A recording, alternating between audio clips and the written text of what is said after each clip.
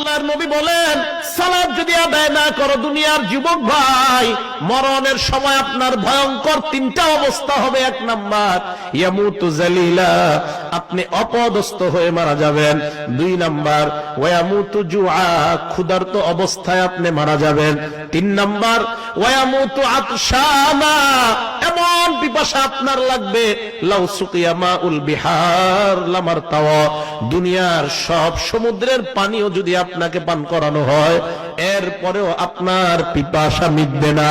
আবার আমি বলছি, নামাজ যারা আদায় না করবেন, এক নাম্বার দুনিয়ার মধ্যে মারা যাওয়ার সময় অপদস্থ হয়ে মারা যাবেন। দুই নাম্বার, ক্ষুধার্ত অবস্থায় মারা যাবেন। তিন নাম্বার, এমন পিপাসা লাগবে দুনিয়ার সব সমুদ্রের পানি পান করাইলেও আপনার পিপাসা মিটবে না। এবার আপনাকে কবরে রাখার পর ইয়াদিকুল কবরু আলাইহি, আপনি বেনমাজি বান্দা, কবর এমন ভাবে আপনাকে চাপ দিবেন, হাড় গুলো একটা আর একটার মধ্যে ঢুকে যাবে, কটকট করে আওয়াজ হবে, কবর আপনাকে চাপ দিবে, কেন তুমি নামাজ আদায় করো নাই। দুই নাম্বার, কবর আপনাকে চাপ দেওয়ার পর ওয়ায়ুকাদু আলাইহি ফিল কবরি নার, কবরের মধ্যে আগুন জ্বালায়া দেওয়া হবে। শুধু তাই নয়, তিন নাম্বার, ওয়ায়ুসাল্লাতু আলাইহি ফিল কবরি সুবান, কবরের মধ্যে বিশাল বড় একটা অজগর সাপ দেওয়া হবে। আবার আমি বলছি, নামাজি ভাই, এ বেনমাজি ভাইরা, নামাজ যদি আদায় না করেন, কবরে রাখার সাথে সাথে কবর দুইটা চাপ দিবে। দুই নাম্বার, আপনার কবরে আগুন জ্বালায়া দেওয়া হবে। তিন নাম্বার, বিশাল বড় একটা অজগর সাপ দেওয়া হবে। আল্লাহর নবী বলেন, আইনাহু মিনান নার, সাপের চোখ হবে আগুনের চোখ।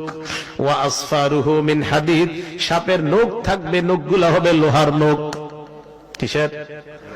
সাপটা কত বড় হবে? আল্লাহর নবী কয়, এই আঙ্গুলের নখের এক মাথা থেকে আরেক মাথা পর্যন্ত যাইতে একদিন সময় লাগবে।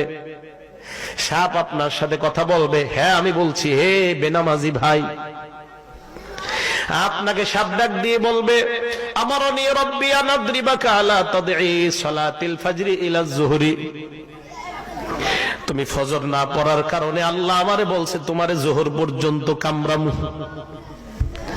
যোহর না পড়ার কারণে আসর, আসর না পড়ার কারণে মাগরিব, মাগরিব না পড়ার কারণে এশা পর্যন্ত, এশা না পড়ার কারণে ফজর পর্যন্ত কামড়াবো। আল্লাহর নবী বলেন, এমন একটা কামড় দিবে, ইয়াগুসু ৭০ জিরাআ, ৭০ গজ মাটির নিচে আপনি চলে যাবেন, আবার উঠানো হবে, আবার কামড় দিবে।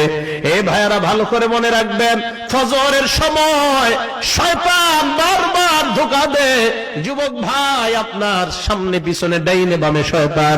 আল্লাহ কোরআনের মধ্যে বলেন, ইন্নাহু ইয়ারাকুম হুয়া ওয়া কাবিলুহু মিন হাইসু লা তারাউনাহুম, শয়তান তোমাদেরকে এমন জায়গা থেকে দেখতে থাকে যে এই জায়গায় তোমরা কোনো কল্পনাও করতে পারবা না। আপনি ঘুমায় আছেন, ইবলিস আপনার আড়াল দিয়ে আপনাকে এইভাবে দেখতে থাকে। ফজরের আযানটা যখন হয়ে যায়, ওই মুহূর্তে ইবলিস আপনার শরীর টিপতে থাকে। এই জায়গায় ইবলিস গিটটা দিতে থাকে, গিট মারতে থাকে। এই জায়গাটা আপনার টিপতে থাকে।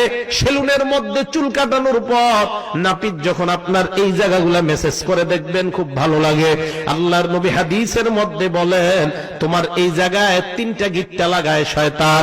তুমি যখন উঠবা, ওঠার পর নবী বলেন সাথে সাথে এমন করবা, চোখের নিচে যখন এমন করবা, করার পর দোয়া পড়বা, আলহামদুলিল্লাহিল্লাযী আহইয়ানা বাদামা আমাতানা ওয়া ইলাইহিন নুশুর। হাবিব বলেন, ইবলিস তখন এমন ভাবে দৌড়ায়, ইবলিসের দৌড় আর কে দেখে? বান্দা যখন ওযু করে, ওযু করার পর মসজিদের মধ্যে যায়, মসজিদে যাওয়ার পর ফজরের নামাজ মনে করেন 6টা 15-তে দাঁড়াবে, আপনি 6টার দিকে গেলেন, যাওয়ার পর সুন্নত পড়লেন, পড়ার পর তাকায় দেখেন এখনো 10 মিনিট বাকি আছে। আল্লাহর নবী কয়, ইন্তিজারুস সালাতি সালাত, এই যে 10 মিনিট ইমামের জন্য অপেক্ষা করবা, এই 10 মিনিট তুমি নামাজ পড়লে যে সওয়াব, নামাজের সওয়াব আল্লাহ তোমার আমলনামায় দিয়ে দেয়। এরকম হয় না? যোহরের 4 রাকাত সুন্নত পড়া খালি ঘড়ির দিকে তাকায়, দেখেন 1:30 কখন বাজবে বা 1:15, তো তাকায় দেখেন এখনো 20 মিনিট বাকি। এই যে 20 মিনিট নামাজের অপেক্ষায় বসে থাকবেন, পুরা 20 মিনিট নামাজের সওয়াব দিবে আল্লাহ। স্পষ্ট হাদিস। আরেক হাদিসে আমি পেয়েছি, ঘর থেকে যখন আপনি বের হন, ঘর থেকে কিসের নিয়তে? নামাজের। অন্য কোনো নিয়ত করবেন না, নামাজ। এই প্রত্যেকটা কদমে কদমে আপনাকে নামাজের সওয়াব দিবে আল্লাহ। তবে নিয়ত থাকতে হবে শুধু নামাজ, অন্য কোনো কাজ না। বের হইলেন, বের হওয়ার পর শুধু নামাজের নিয়তে আপনি যাবেন, কেমন যেন নামাজে ঢুকে গেছেন আপনি। এখন বলেন, এই যে কবরের ভয়ঙ্কর 3টা শাস্তি, এই শাস্তিগুলা কি আমরা ধারণ করতে পারবো?